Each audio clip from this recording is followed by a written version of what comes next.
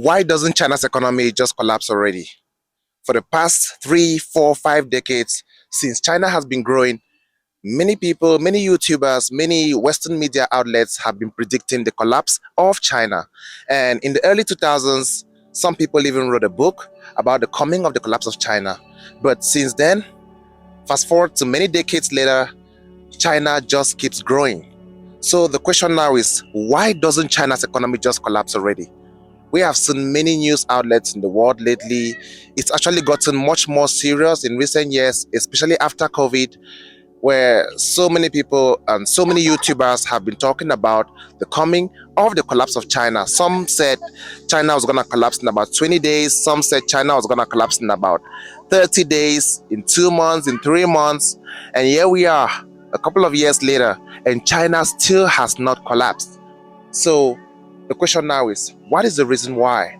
Well, guys, welcome back to this channel. This is Willen. We are here today at the Chifeng Park here in Guangdong, Dongguan, China, and it's an amazing day. Hello.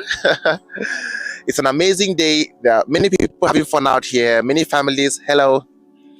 And I just thought to come out here and talk about this very important topic, because the more people seem to talk about the collapse of China in the media, the more China seems to keep going forward, bringing out new infrastructures, making new strides all across the world, and of course here in China. So the question now is, why is China not collapsing? Why is the economy of China not collapsing? Well, the truth is that the economy of China has slowed down as compared to maybe 2 decades ago, and there's a reason for that. And of course, I'll tell you the reason for that in this video. Now, in reality, there's a few situations that have been happening to the economy of China over the past few years. First, the pandemic. The pandemic, which happened about 4 years back, really affected China, especially due to the lockdown.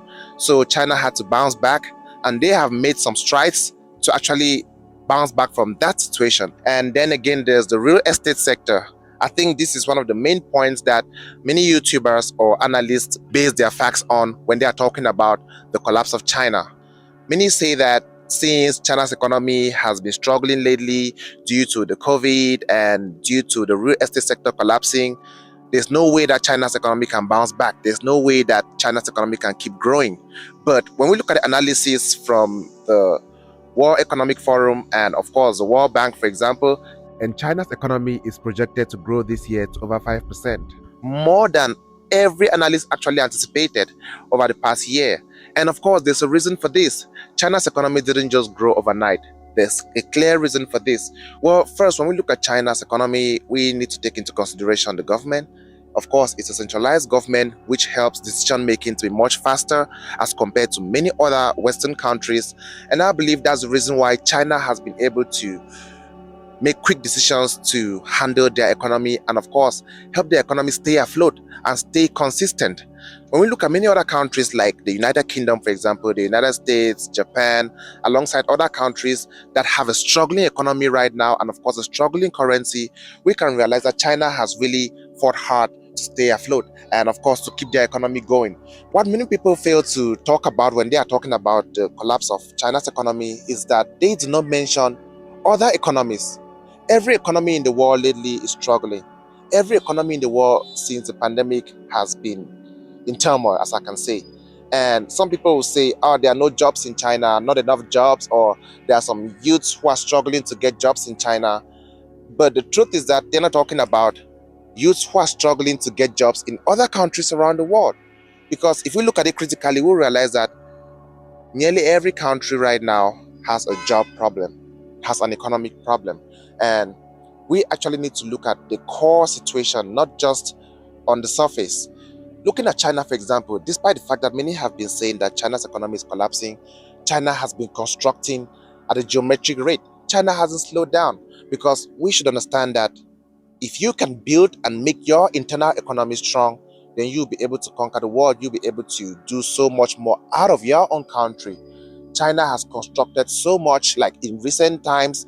A couple of months back, I was at a railway station in Guangzhou, China, and a couple of other new railway stations in other parts of China, which were launched just this December and started use in January, I think. And when we look at all of this, we realize that China keeps on constructing. And just recently, they opened the Shenzhen Zhongshan Bridge, which is an amazing architectural might which China has achieved. And not just that, there are many other infrastructural projects that China has been doing over the past years.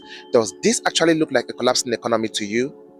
Well, the truth is that China isn't growing as fast as it used to grow in the past, but it is still growing very fast as compared to many other countries around the world. So when we talk about China's collapse, we need to take these aspects into consideration. And again, one other reason why I believe China's economy hasn't collapsed and why China's economy might not even collapse anytime soon is the fact that China isn't focused mainly on the factories anymore as compared to before. Of course, they still have the factories, they still have the manpower, but if you look at it critically, China is currently investing more into their technological productions, into their STEM education to make sure that they have a more productive population that can adapt with the times.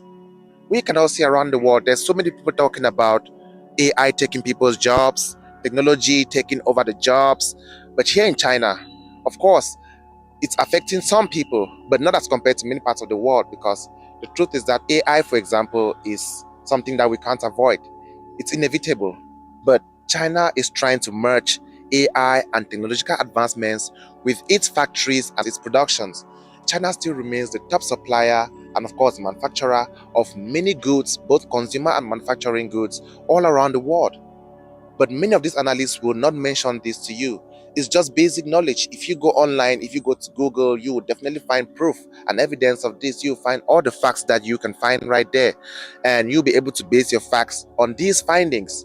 Because in the past years, many people were saying that China's economy is definitely struggling, and there's no way that China's economy will be able to bounce back, and all the factories will leave China and go to Mexico or go to Vietnam or go to other European countries. These factories are not actually leaving China. As a matter of fact, many factories seem to keep on coming to China. If we look at China's economy, despite everything that many people are saying, it's actually kind of stable. It's really stable as compared to many other parts of the world right now. Here in China right now, it's really safe. When you look at the safety, you realize that the government of China is trying to attract more investors into China. Look at Tesla, for example. A couple of months back, Tesla CEO Elon Musk was in China, where his company Tesla was given more access to be able to do more with the Tesla automobile here in China, which is a great milestone. And of course, when I talk about China breaking through the technological might, we can see that in the EVs, for example. Electric vehicles from China have been taking over the world. Like it or not, if you have been following the recent news, you realize that electric vehicles from China have been making huge strides all across the world, from Europe through Africa, through South America, and of course the Americas. And there's no doubt about that. And that's because China is investing more in their STEM education. They are investing more in their technology, in their clean energy. And I think, of course, that's something that we all can learn from to help our economy stay afloat. Because I think recently more countries are trying to fight against China rather than working with China to be able to help the global economy keep growing. And now another aspect that has definitely been helping China's economy to stay afloat and keep going and to avoid the collapse of the Chinese economy is the fact that China has a very amazing foreign policy. If we look at it lately, we'll realize that China's foreign policies lately have been really helping not just China alone, but it has also been helping many countries around the world. If you go to Africa, for example, China has been signing huge multi-trading deals, huge multi-mining deals, and more development deals with many countries in Africa, in Europe, in South America. And of course, this has not just been helping these countries, but it has also been helping China to stay strong and keep their economy going. We can look at the BRICS, for example. That's Brazil, Russia, India, China, and South Africa. And of course, many countries are joining the BRICS. There's a reason for this. Many people actually underestimating the power of the BRICS. But the truth is that when we look at how far China has come with the BRICS, with their partnership with Russia, and of course, Russia has also been doing more partnerships with other countries around the world. The truth is that many analysts do not take all these factors into consideration.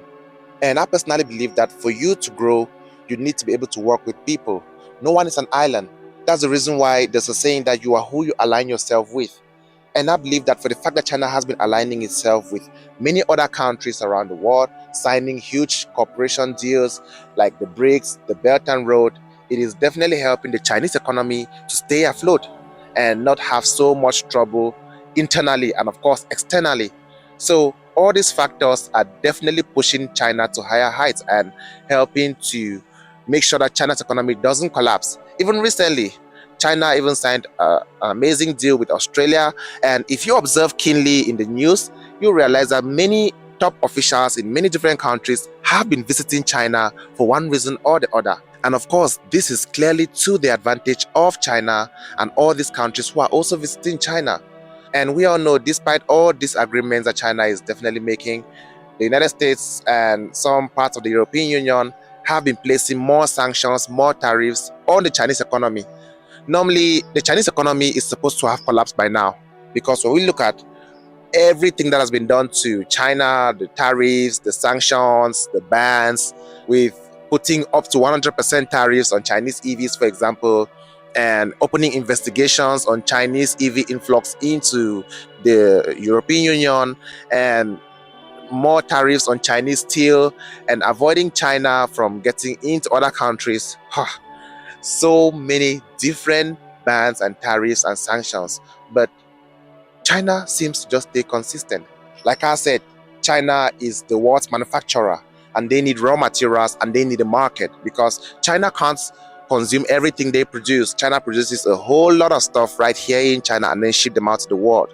So China can't actually cause problems with many countries. Reason why I believe China doesn't meddle in the politics of many countries around the world. And that puts them on the good side of many countries. If you look at the United Nations, for example, there are many reasons why during the votes in the United Nations, China abstains. 乌克兰危机已持续1年，残酷的事实充分证明，输送武器不会带来和平，拱火浇油只会加剧各方矛盾，延长冲突只会让普通民众付出更大代价。China actually seems to remain neutral in most of these situations. Now, the question is, why is this? Why do you think China makes it this way? I believe that's because they understand the idea of working together. And I'm not just making this video to say that China is amazing or China can't collapse. Of course, China has its downsides. The economy has some deficits in some aspects. There are some situations where China needs to improve. But the reality is that, as compared to many countries around the world, with China making all of these strides and these decisions right now, it makes them to have an upper hand in maintaining their economic growth. And I believe that all these strategies can definitely be learned by other countries around the world.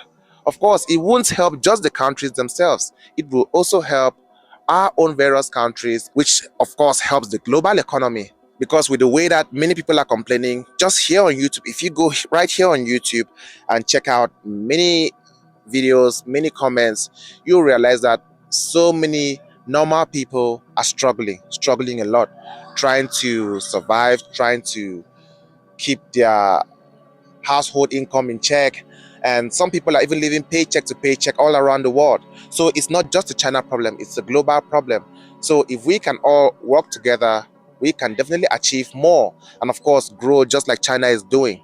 Now, at the end of the day, millennials, the truth is that China's economy is not perfect. Just like everything else in the world, everything in the world goes up and down, but China's economy is not collapsing. As a matter of fact, it's growing. It might have slowed down as compared to many decades ago, as compared to the past years, but it's really growing. And there's proof, there's evidence. There's so much construction happening here in China. If China's economy was collapsing or had collapsed, we wouldn't see this type of construction here in China. But on the contrary, we see lots of construction happening every single day. So rather than many videos using clickbait ideas, clickbait titles to say China's economy is collapsing without doing the proper analysis, I think it's about understanding the Chinese system. Because after living here in China for over 6 years and more, I think that the way that things work here in China is quite different, and there's so much to learn. And of course, like I said at the beginning of this video, I do not feel like China's economy is collapsing. and it might not even collapse anytime soon. As a matter of fact, China's economy is reinventing itself. China's economy is reevaluating itself and changing from the way the past decades have been growing to now what the future holds, because the future must work with technology, and I think China is embedding itself perfectly in that line. So thank you so much for watching this video. If you want to see more amazing videos like this, like this video, subscribe to this channel, and stay tuned. Click the bell too. Thank you so much. Remember, this is Willen. See you next time.